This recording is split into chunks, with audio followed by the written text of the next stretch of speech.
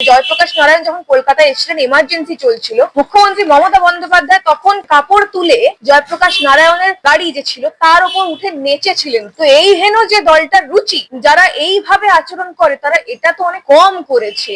দেবাংশুর talent রয়েছে গান লেখার, গান বাঁধার। আমার ধারণা 2026-এর পরে আর তো কিছুই করার থাকবে না, তৃণমূলের ঘটি বাটি চাটি হয়ে যাবে। তো সেক্ষেত্রে ও এটাকে প্রফেশন হিসেবে ভাবতে পারে। তৃণমূলের থেকে চুরি করে যে টাকা রোজগার করছে, আমার ধারণা ও যদি গান করে সৎ পথে থেকে তার থেকে বেশি কামাতে পারে। কাল যদি কোনো রেড রোডে নামাজ পাঠ হয়, কিছু ওরকম হয়, সেখানে যদি কেউ পর্ক বিরিয়ানির দোকান দেয় বা পর্ক কষা বা পর্ক মোমোর দোকান দেয়, তিনি বেঁচে ফিরতে পারবেন তো? আজকে হিন্দু বলি দু একটা চর্চাপাটের উপর দিয়ে চলে গেছে বিষয়, কিন্তু আমি নিশ্চিত করে বলতে পারি, যদি এই তো সামনেই কিছু হয়তো উৎসব থাকবে, যদি আমিও দোকান দিই, আমি চাইবো আপনারা যারা এই ভিডিওটা দেখছেন আপনারা আমার সঙ্গে দোকান দিন, চলুন সবাই মিলে দোকান দিই, তারপরে মুখ্যমন্ত্রীর কি রিয়াকশন হয় বা আমরা বেঁচে ফিরতে পারি কিনা, এটাই সবচেয়ে বড় প্রশ্ন। আমি দিদি আমাদের 500 টাকা করে দিচ্ছে, আমরা খুব খুশি, লক্ষ্মীর ভান্ডার পাচ্ছি। যারা এটা করেন আমি তাদেরকে বলবো চোখ মেলে দেখুন, পুরো রাজ্যটা চোরে ভরে গিয়েছে। যারা উপরে বক্তব্য রাখছে তারাও চোর, আর যারা ওই সমর্থন করছে তারাও চোর। কাজে এদের সভায় যাবেন না, এদের সংস্পর্শে থাকবেন না, আপনাদের ক্ষতি বই ভালো হবে না। যে কোনো মুহূর্তে ভবানীপুরে মুখ্যমন্ত্রী মমতা বন্দ্যোপাধ্যায় নিজের কেন্দ্রে হেরে যাওয়ার মতো পরিস্থিতি তৈরি হয়েছে।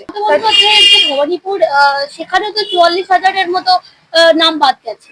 হ্যাঁ, এখানে একটা ইন্টারেস্টিং ব্যাপার আছে। আমি কাল সন্ধ্যেবেলা যখন এই পরিসংখ্যানটা সামনে আসছিল, তারপরে শুনলাম যে মুখ্যমন্ত্রী এক মুঠো ঘুমের ওষুধ খেয়েও তার ঘুম আসেনি। মানে এটাও আমি শুনছিলাম আর কি, চত্বরেই থাকি তো আমি, মানে কাছাকাছির মধ্যেই। তো বিষয়টা যেটা হচ্ছে, গত বছর মুখ্যমন্ত্রী জিতেছিলেন 54,000-এর আশেপাশে কিছু ভোটে, আর এসআইআর এ নাম বাদ যাচ্ছে 44,000-এরও বেশি সংখ্যায় আর কি। তাহলে কি দাঁড়াচ্ছে, বিজেপি ভবানীপুরে মুখ্যমন্ত্রীর কেন্দ্রে যদি আমি 44,000 ভোট বাদ দিই, তাহলে তার ঘাড়ে নিঃশ্বাস ফেলছে। যে কোনো মুহূর্তে ভবানীপুরে মুখ্যমন্ত্রী মমতা বন্দ্যোপাধ্যায় নিজের কেন্দ্রে হেরে যাওয়ার মতন পরিস্থিতি তৈরি হয়েছে। কাজেই তৃণমূলের জন্য এটা খুব উদ্বেগজনক। তারা চিৎকার চেঁচামেচি শুরু করে দিয়েছে। বাংলার মানুষ এটাই চাইছে, এবং এই যে আমি তো নির্বাচন কমিশনকে ধন্যবাদ দেবো, এই যে ঝাড়াই বাছাই চলছে, এর ফলে মানে 2021-এ যে বিজেপি হেরে যায়নি, বাংলার মানুষ বিজেপিকে ভোট দিয়েছিল, বিজেপিকে হারিয়ে দিয়েছে তৃণমূল এই ভুয়ো ভোটার, এই অনুপ্রবেশকারীদের দিয়ে, সেটা স্পষ্ট হয়ে গেল। কাজে এবারে সাফ সূত্র ভোটার তালিকা, বিজেপি ক্ষমতায় আসছে। বলছি সাংসদে রীতিমতো শতাব্দী রায়, দেখা গেল যে অমিত শাহকে কিন্তু একবারে চুপ করে দিচ্ছেন, ধমকের সুরে সেখানে উনি কথা বলছিলেন। দেখুন, যে মানুষের নিজের শিক্ষা দীক্ষা রুচি নেই তার কাছ থেকে আপনি সেটা আশা করতে পারেন না। মানে আমি বলতে চাইছি, কোনো ব্যক্তি সামনের ব্যক্তিকে সম্মান তখনই দিতে পারবে যখন তার মধ্যে শিক্ষা থাকবে বা সেই সম্মান বোধটা থাকবে। এটা তৃণমূলের কারোর মধ্যে নেই। সেই জন্যই মুখ্যমন্ত্রী মমতা বন্দ্যোপাধ্যায় অমিত শাহকে বলেন যে কি মোটা ভাই সান্টা বান্টা এরকম কিছু। প্রধানমন্ত্রী নরেন্দ্র মোদীকে বলেন কোমরে দড়ি পরিয়ে ঘোরাবো। নাড্ডা যে আমাদের প্রেসিডেন্ট রয়েছেন ন্যাশনাল, তাকে বলে নাড্ডা ফাড্ডা চাড্ডা বাড্ডা। হ্যাঁ, তো এবং তার মুখ থেকে আমরা বহুবার গালিগালাজ শুনেছি, যে গালিগালাজ হচ্ছে যে আপনার ওই রকে বসে ছেলেমেয়েরা দেয় বা ইয়াং জেনারেশনের লোকজন দেয়, ভরা পাবলিক প্লেসে তিনি জনসভা থেকে বক্তব্য রেখেছেন। এই যদি দলটার নমুনা হয়, যে দলের মানে আমরা কি বলি, তৃণমূলের দুটোই পোস্ট, বাকি সব ল্যাম্প পোস্ট, যে দলের প্রধান পোস্ট এইরকম কথা বলে, সেই দলের একজন সাংসদ যে এই ধরনের আচরণ করবে, এটা খুব স্বাভাবিক ব্যাপার। মানে উনি চুপ করতে বলেছেন। আর মানে এর আগে মুখ্যমন্ত্রী মমতা বন্দ্যোপাধ্যায় যখন সাংসদ ছিলেন, তিনিও সংসদে অনেক অভব্য আচরণ করতেন, কাগজ ছিঁড়ে স্পিকারের মুখে ছুঁড়ে মারা। এমনকি এটা আমি শুনেছি বা পড়েছি আর কি, জয়প্রকাশ নারায়ণ যখন কলকাতায় এসেছিলেন, এমার্জেন্সি চলছিল, মুখ্যমন্ত্রী মমতা বন্দ্যোপাধ্যায় তখন কংগ্রেসের নেত্রী, মানে বিরোধী দলনেত্রী, তিনি মানে কাপড় তুলে জয়প্রকাশ নারায়ণের গাড়ি যে ছিল তার উপর উঠে নেচেছিলেন তিনি। তো এই হেন যে দলটার রুচি, যারা এইভাবে আচরণ করে তারা এটা তো অনেক কম করেছে।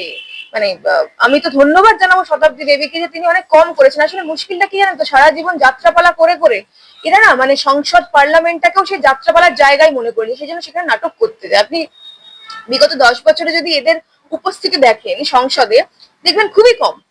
ওই একদিন দুদিন যে যায় নাটক করতে যায়। তো সেই নাটকই করেছেন, উনি জায়গাটাকে ওই যাত্রাপালার মঞ্চ ভেবে নিয়েছেন। যেরকম ভাবে তিনি সিনেমায় ডায়লগ দিতেন একদম অতি উচ্চকীয় ঢঙে, একেবারে সেই ঢঙেই তিনি যাত্রাপালা করেছেন। বিহারে নাকি ইলেকশন হয়নি, ইলেকশন কমিশনের জিত হয়েছে, বিজেপির জিত হয়নি, এমনটাই কিন্তু উনি বলেছেন। দেখুন, নির্বাচন কমিশন তো ভারতবর্ষের মানুষদের জন্য, মানে জনগণ মন। তো এই যে জনগণ মন বা নির্বাচন কমিশনের যে দায়িত্ব, এখানে গুরুত্বপূর্ণ একটা দায়িত্ব। কারণ মানে আমার এই মানে আমাদের ভারতবর্ষ যে গণতন্ত্র, এখানে আমার ভোটের যা মূল্য প্রধানমন্ত্রী নরেন্দ্র মোদীর ভোটেরও একটাই মূল্য, মানে একই মূল্য আর কি, প্রত্যেকের ভোটের মূল্য এক। কাজে এহেন গণতন্ত্র রক্ষা করার অন্যতম স্তম্ভ হচ্ছে নির্বাচন কমিশন। যদি বিহারে বলা হয় যে নির্বাচন কমিশন জিতেছে, আমি বলবো শতাব্দী দেবী ঠিক বলছেন, কারণ নির্বাচন কমিশন জনগণের প্রতিনিধি, তারা জনগণের জন্য কাজ করে, ভোটাধিকারের জন্য কাজ করে। নির্বাচন কমিশন জিতেছে মানে বিহারের জনগণ জিতে গেছে, বিহারের মানুষ জিতে গেছেন, বিহারের গণতন্ত্র জিতে গিয়েছেন। আমরা দেখতে পেলাম যে যে প্যাটিস বিক্রেতাকে নিয়ে এত কাণ্ড ঘটে গেল, তারপরে মমতা বন্দ্যোপাধ্যায় কিন্তু কৃষ্ণনগরের সভা থেকে সেখান থেকে উনি বলছেন যে আহ, গীতা পাঠ করতে হলে ঘরে পাঠ করা উচিত, সেটা কেন ময়দানের মতো একটা জায়গায় যেখানে সবাই বিচরণ করে, ব্যবসা করে, সেখানে কেন গীতা পাঠ করতে গেছে? শুধু নামাজও ঘরে বসে পাঠ করা যায়, নামাজও তো রেড রোডে বাইরে গিয়ে মুখ্যমন্ত্রীকে এরকম ভাবে ওই কাপড় এরকম ভাবে কান বের করে এরকম হাত দিয়ে নামাজ পড়ার দরকার হয় না। ওই লা ইল্লা এই জিনিস তিনি যে বলেন, আমি দেখেছি, সেটাও যদি ভুলই বলেন সেটা তো প্রয়োজন হয় না। বিষয় হচ্ছে মুখ্যমন্ত্রী মমতা বন্দ্যোপাধ্যায় যে পশ্চিমবঙ্গের সবার মুখ্যমন্ত্রী নয়, তিনি সেটা বহু ক্ষেত্রে প্রমাণ করে দিয়েছেন। তার কারণ যখন মুর্শিদাবাদ দাঙ্গায় হরগোবিন্দ দাস, চন্দন দাস মারা যায়, তখন মুখ্যমন্ত্রী সেখানে যান না, তখন সেখানে গ্রেফতার করানোর কথা মনে হয় না, বা তিনি বলেন না ওই যে একজন দুজন মারা গিয়েছে, যারা এই কাণ্ড করেছে তাদেরকে গ্রেফতার করিয়ে দিয়েছি। তিনি তখন বলেন এটা বিজেপির চক্রান্ত, বিজেপি ঘটাচ্ছে। আর এখানে যখন একজন প্যাটিস বিক্রেতার সঙ্গে যাই হয়ে থাকুক, মারধর করেছে, যাই করেছে, সঙ্গে সঙ্গে তার এটা করতে হয়। তার কারণ হচ্ছে ওই যে দুধেল গাইয়ের সমীকরণ 37%, এখন মুখ্যমন্ত্রী খুব চাপে পড়েছেন। একদিকে হুমায়ুন কবির, তিনি বাবরি মসজিদের ঘোষণা করে দিয়েছেন, হ্যাঁ, লোকজন তার সঙ্গে চলে যাচ্ছে। যে ভোটে উনি জিতে এত বছর ক্ষমতায় আছেন, সেই ভোটটা যদি তার কাছ থেকে সরে যায় আস্তে আস্তে, তো মানুষ তো চিন্তিত হবেই। তিনি মরিয়া হয়ে উঠেছেন। আমার ধারণা এর পরেও কোনো ছোটখাটো বিষয় পেলেও হিন্দুদেরকে, বিগত 15 বছর ধরে তার রাজত্বে মানে হিন্দু বাঙালিরা শাস্তিই পাচ্ছে। হ্যাঁ, তিনি মানে আমাদের ওই খালার মতনই আচরণ করছেন, তিনি আমাদের পিসি নেই, দিদি নেই আর।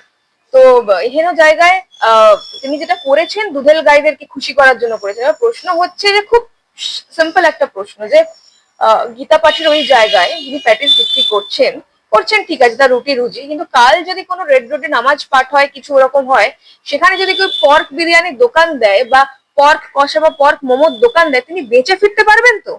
আজকে হিন্দু বলি দু একটা চর্চাপাটির উপর দিয়ে চলে গেছে বিষয়টা, কিন্তু আমি নিশ্চিত করে বলতে পারি যদি এই তো সামনেই কিছু হয়তো উৎসব থাকবে, যদি আমিও দোকান দিই, আমি চাইবো আপনারা যারা এই ভিডিওটা দেখছেন, আপনারা আমার সঙ্গে দোকান দিন, চলুন সবাই মিলে দোকান দিই, তারপরে মুখ্যমন্ত্রীর কি রিয়াকশন হয় বা আমরা বেঁচে ফিরতে পারি কিনা, এটাই সবচেয়ে বড় প্রশ্ন।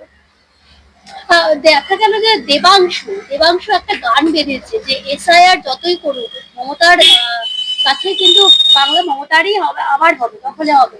মানে এই আরো কিছু লাইন উদ্ধৃত আছে যেখানে বলা হচ্ছে যে বিজেপি মুসলমানদেরকে ভয় দেখাচ্ছে, আরো অনেক কিছু নানান রকমের ও কিন্তু লাইন বেঁধেছে। সেগুলি সেই গানটা রীতিমতো বলছে এই গানটা ভাইরাল হবে। প্রথমত আমি তো গানটা ভাইরাল হতে দেখিনি এখনো পর্যন্ত।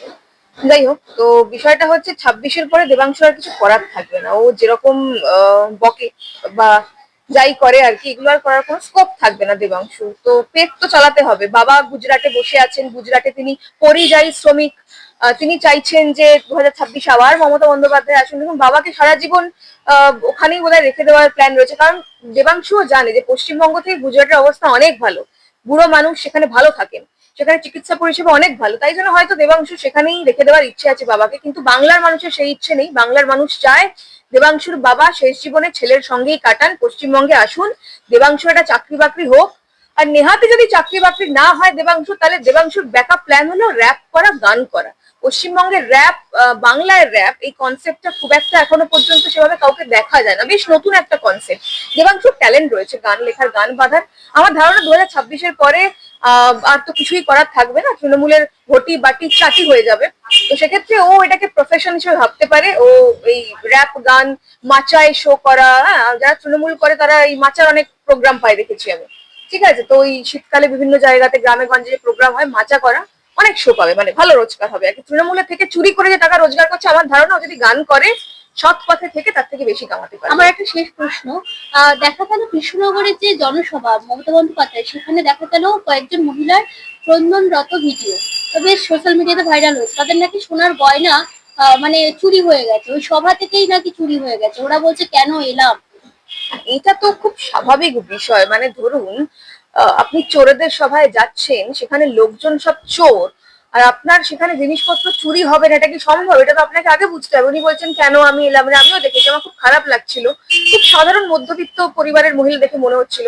তিনি হয়তো তার সারা জীবনের একটু একটু করে, ওই যে লক্ষ্মীর ভান্ডারটা আমরা বলি না, ওই মামা সেটা লক্ষ্মীর ভান্ডার, হয়তো একটু একটু করে লক্ষ্মীর ভান্ডারের টাকা জমিয়েই তিনি হারটা করেছিলেন, কিন্তু চুরি হয়ে গেল। আজকে গলার হার চুরি হয়েছে, কালকে মানে ওনার হয়তো গলার হারটা চুরি হয়েছে, আজকে চাকরি চুরি হচ্ছে মানুষের, আপনার বাসস্থান মানে আপনার জায়গা অনুপ্রবেশকারীরা এসে নিয়ে নিচ্ছে, আপনার কর্মসংস্থান চুরি হয়ে যাচ্ছে। উনি হয়তো বুঝতে পারছেন না, ওনার মনে হচ্ছে ওনার হারটা চুরি হয়েছে, আসলে গোটা পশ্চিমবঙ্গটাই তো চুরি করে ফেলেছে তৃণমূল নানা দিক থেকে, বিভিন্ন ভাবে। আপনার খাদ্য, আপনার রেশন খাদ্য, বস্ত্র, আপনার আপনি দেখবেন বাচ্চাদের সমস্ত স্কুলে পোশাক দেওয়া হয়, সেখানেও দুর্নীতির খবর পাওয়া যায়। বাসস্থান সবই লুট হয়ে গিয়েছে, কর্মসংস্থান লুট হয়ে গিয়েছে।